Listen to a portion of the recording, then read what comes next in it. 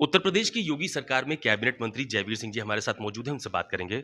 जयवीर जी, इटावा में कथावाचकों वाला जो पूरा घटनाक्रम घटित हुआ, उसको आप कैसे देखते हैं? क्योंकि इसमें बहुत ज़्यादा सियासत देखने को मिली है। देखिए, मुझे लगता है कि कुछ लोग जो सत्ता से बाहर बेदखल हैं, बाहर हैं, उन लोगों को इम्तियाज सत्ता इसका नहीं हो रहा। उससे पहले ही एयर टैनी को टैनी आऊ उत्तेजना फैला के बवाल करा के किसी तरह कैसे जातियों को विभक्त किया जाए, टुकड़ों में किया जाए, तो वो उसी का लगातार उसी के लिए ट्वीट के द्वारा, सोशल मीडिया के द्वारा बात का बतंगड़ बनाने का काम कर रहे हैं। देखिए, इटावा की जो घटना हुई, दो उसमें आधार कार्ड निकले। इसका मतलब अपनी कुछ तथ्यों को छिपा करके वो सब उसी के पीछे पकड़ हुआ। लेकिन फिर भी तत्काल जिन लोगों ने ये भी सही है कि यदि कोई योग्य है, क्षमतावान है, किसी जात का हो, किसी धर्म का हो, किसी पंथ का हो, उसको कहीं रोका नहीं जा सकता। निश्चित रूप से वो भागवत आचार्य हैं, योग्यता है, तो कोई भागवत आचार्य कुछ जात से नहीं होता, योग्यता क्षमता के आधार पर होता है। ये हम लोग स्वीकार करते हैं। और यही एक कारण है कि भारतीय जनता पार्टी, आप देख रहे होंगे, महर्षि वाल्मीकि का भी सम्मान करती है, और जितने भी क्षत्रिय ब्राह्मण कहीं कोई रहे हों, हर एक का सम्मान देने का काम करती है। सभी का आज की सरकार में इन 8 सालों में आपने देखा होगा कि आदरणीय योगी जी ने कभी भी जात, धर्म के और पंथ के आधार पर कार्रवाई नहीं की। अपराधी को अपराध के आधार पर दंडित करने का काम किया है। घटना हुई, तत्काल एफआई दर्ज हुई, कार्रवाई शुरू हुई, और कुछ लोगों को उसमें तत्काल जेल भेजने का भी काम किया गया। मामला इशू खत्म हो जाना चाहिए था। अच्छा मंत्री जी, सवाल ये भी है कि कल उस गांव में अहीर रेजिमेंट नाम के एक संगठन ने गांव में घुसने की कोशिश की। पुलिस से काफी तीखी नोकझोंक भी हुई, बहस भी हुई, उसमें कई लोगों को गिरफ्तार भी किया गया। तो ये जो एक नई परंपरा शुरू हो रही है जातीय संघर्ष को लेकर, जिसको मुख्यमंत्री जी ने भी अपने बैठक में कहा कि जातीय संघर्ष फैलाने की कोशिश हो रही है, ये कितना जायज है? यही तो अनजस्टिफाइड, यही तो मैं कह रहा हूँ। ये समाजवादी पार्टी और खास रूप से अखिलेश यादव जी इस घटना को लेकर लगातार जिस तरीके से अपनी सक्रियता बनाए हुए थे, उसी का दुष्परिणाम है ये। उसी के बाद ये रेजिमेंट, वो रेजिमेंट, ये सोशल मीडिया, और कल भी जो घटना हुई है उसमें उनके ही विधायक के द्वारा, उनके ही सांसद के द्वारा, अब तो सारा तथ्यात्मक एविडेंस आ गया है, सब लोगों को इकट्ठा किया गया, उस गांव को घेरने का प्रयास किया गया, जगह जगह हाईवे को जाम करने का प्रयास किया गया, और अराजकता फैलाने का पूरा षड्यंत्र करने का काम किया गया। तो कहीं ना कहीं दोषी कौन है? इसका मतलब प्रायोजित तरीके से जाति आधार पर समाज को तोड़ने का, बांटने का, वैमनस्यता फैलाने का और अराजकता फैलाने का ये सुनियोजित षड्यंत्र कह सकते हैं। अच्छा मुझे बताइए, वो जो महिला है, उन्होंने एक आरोप लगाया कि उनके साथ छेड़खानी की भी कोशिश की गई, जो ब्राह्मण समुदाय से आती हैं, जो लोग पूरा इस भागवत कथा को आयोजित कर रहे थे। तो जब ये तथ्य सामने आया तो उसको सरकार ने कितनी गंभीरता से लिया?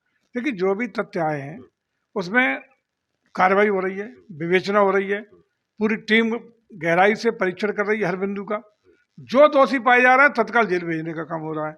कहीं कोई पक्षपात नहीं हो रहा, किसी प्रकार का कोई भेदभाव नहीं होगा, न जात के आधार पर, न पंथ के आधार पर, न उपजात के आधार पर।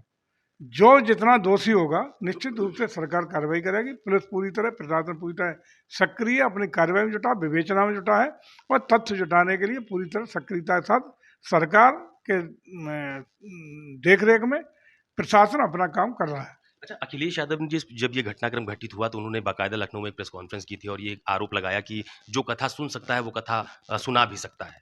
तो इस तरह किसी की चोटी काट देना, किसी को अपमानित करना, इसको कहाँ तक जायज मानते हैं आप?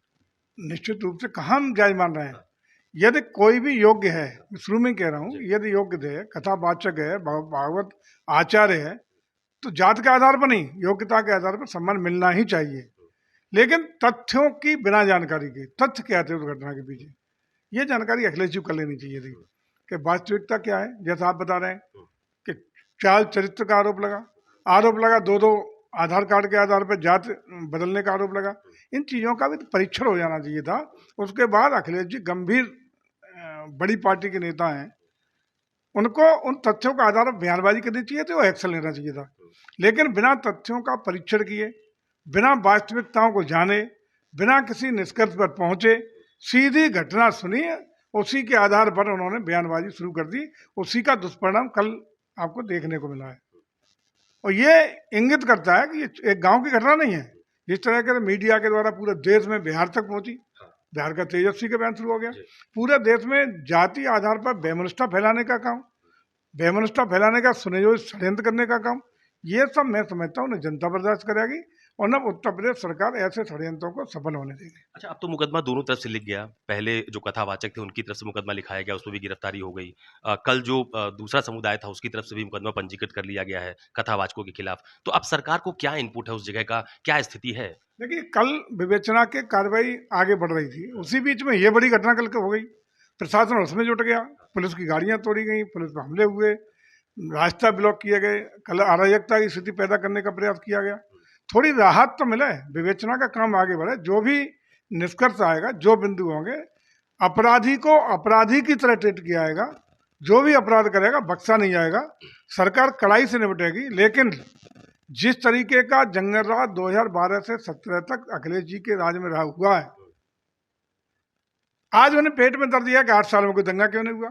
अखिलेश जी को पेट में दर्द दिया कि आज उत्तर प्रदेश सरप्लस रेवेन्यू का स्टेट कैसे बन गया। उन्हें पेट में दर्द दिया कि उत्तर प्रदेश आज ग्रोथ इंजन हिंदुस्तान कैसे बन गया।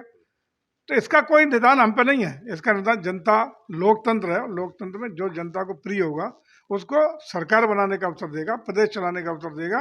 लेकिन अराजकता के और लठतंत्र के आधार पर उत्तर प्रदेश हकेगा नहीं और न उत्तर प्रदेश सरकार ऐसे अराजकता को बर्दाश्त करेगी। बहुत धन्यवाद हमसे बात करने के लिए। उत्तर प्रदेश की योगी सरकार में वरिष्ठ कैबिनेट मंत्री जयवीर सिंह जी हैं, जिनका साफ तौर पर यह कहना है कि इस पूरी घटना की निष्पक्षता से जांच की जा रही है, लेकिन जो भी दोषी होगा जांच के दौरान, जो भी भ्रामक खबरें फैलाने को लेकर या दूसरी घटनाओं को कारित करने के लिए दोषी पाया जाएगा, उसके खिलाफ सरकार कड़ी कार्रवाई करेगी। कैमरा पर्सन मिंटू सिंह के साथ अशोक तिवारी, लखनऊ, न्यूज़ 24।